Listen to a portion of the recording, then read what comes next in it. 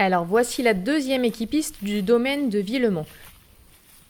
Donc ici il s'agit d'une équipiste privative qui accueille les 6 chevaux de la propriétaire du domaine et qui se trouve à l'arrière de la propriété. Donc c'est vrai que quand on arrive, il y a vraiment un petit côté paradisiaque. Et là, cette image avec les chevaux qui sont dans la mare, c'est absolument magnifique. Et autant ça peut paraître paradisiaque à l'œil de l'homme, vous allez voir dans cette vidéo que c'est vraiment aussi paradisiaque pour les chevaux.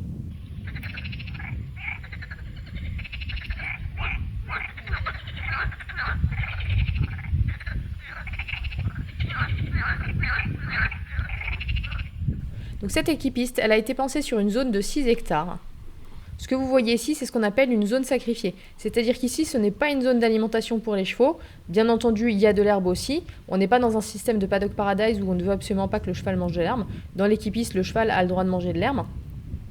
Mais à la différence du paddock paradise, les pistes de l'équipiste servent à desservir des zones de pâturage qui sont fermées et ouvertes au fur et à mesure de la pousse de l'herbe. Donc bien entendu, quand on a des chevaux avec des problèmes métaboliques, l'idéal c'est soit de les avoir sur une équipiste avec moins d'herbe sur les pistes, soit effectivement comme ici, de leur mettre un panier.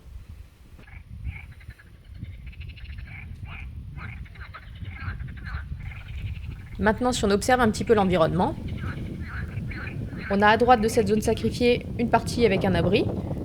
Au fond, on a un râtelier à foin. Et au fond à droite et à gauche, on a des parcelles d'herbe qui sont actuellement fermées. Au niveau de l'abri, bien entendu, on a un point d'eau de ville qui vient complémenter la mare, parce que la mare, elle peut être à sec, mais elle peut aussi être un petit peu envahie de petits animaux.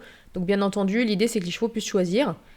Au fond de la parcelle sacrifiée, on a un râtelier à foin. On en a un autre sur une piste qui est tout au fond là-bas. Et ces râteliers, ça va surtout servir à nourrir les chevaux dans les périodes où il n'y a pas d'herbe, puisque comme je l'ai déjà dit, le principe de l'équipiste, c'est de nourrir les chevaux autant que possible avec de l'herbe, quand c'est possible. Ici, je me trouve au milieu d'une des parcelles, donc de l'autre côté du terrain par rapport à ce que je viens de vous montrer.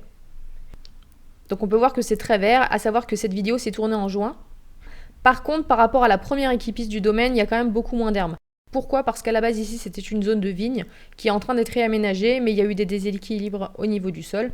Et donc ça c'est quelque chose qui est en train d'être corrigé par la propriétaire avec l'aide de Marie-Laure Guénaud. Donc quand je sors de cette zone de pâturage, je retrouve mes pistes. Donc ici vous avez la boucle qui passait de l'autre côté de cette parcelle que je viens de vous montrer. Cette piste-là, elle mène à l'étang. Cette piste ici fait le tour de la parcelle autour de laquelle je suis.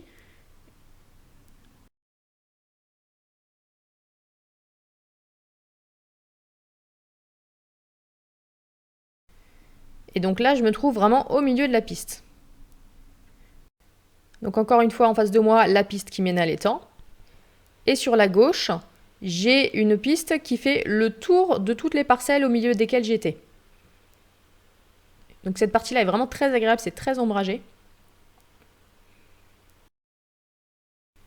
Et donc quand je me retourne, sur ma gauche, je peux retourner vers l'étang.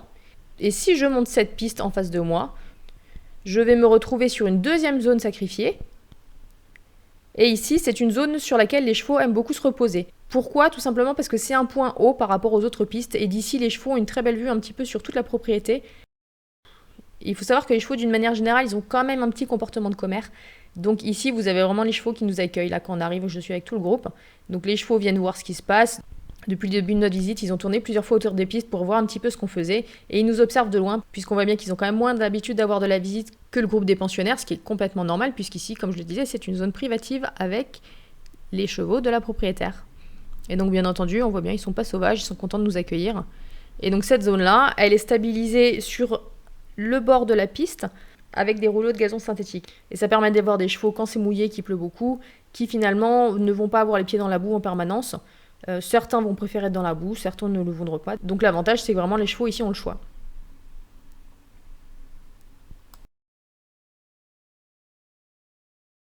Et donc pour conclure, je vous remonte les pâtures avec vraiment cette zone de pâturage qui est très verte là, qui est magnifique, qui donne très envie et qui actuellement n'est pas ouverte aux chevaux.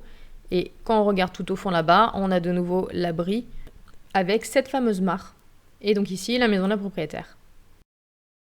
Ils sont en train de faire des études pour passer à 30 ans. Et moi j'avais essayé les caillebotis béton de Porcherie aussi. Ah ouais. C'est grosse galère. Les écorasseurs, les petites carottes. Et ouais, les dalles.